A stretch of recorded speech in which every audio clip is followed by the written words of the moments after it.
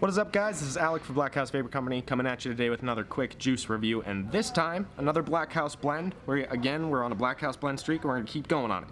We're just gonna keep riding this wave. So this time we've got Reverb by Blackhouse Vapor Company. Let's get started. Are you listening? Damn.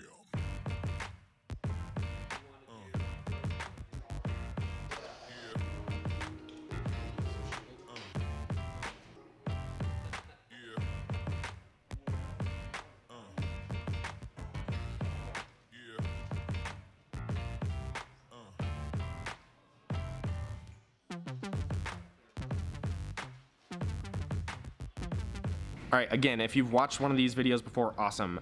If you haven't watched one of these videos before, let me walk you through the structure of the video really quickly, because this video definitely goes quickly. I fire information off at you quickly, and it ends pretty quickly, so you want to keep up. I'm going to start off with the flavor profile, both what's on the label and then what I perceived from vaping at least one, but usually more than one bottle of the flavor. Okay, so the next step I'm going to look at is temperature. Temperature is going to be where I think the flavor tastes best at.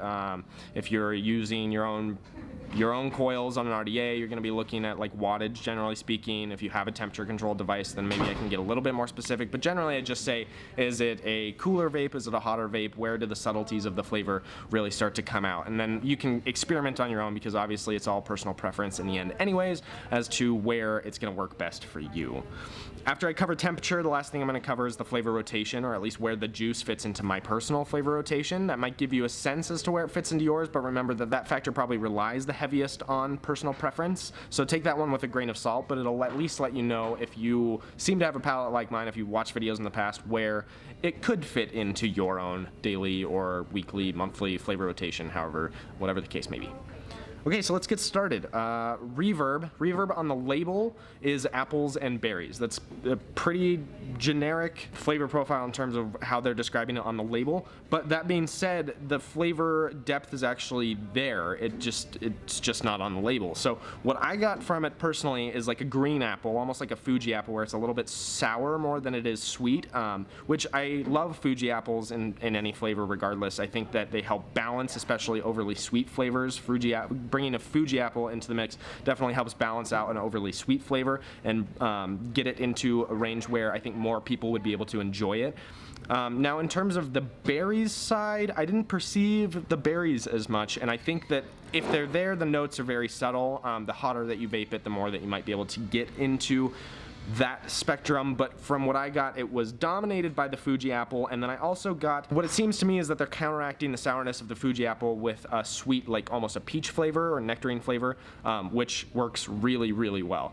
Those two flavors in combination are one of my favorite combinations for a sweeter fruit flavor, and it works super well in this scenario. So take note that the berry note itself is really subtle, but you do get a nice balance of sour and sweet with a Fuji apple and something maybe like a peach flavor.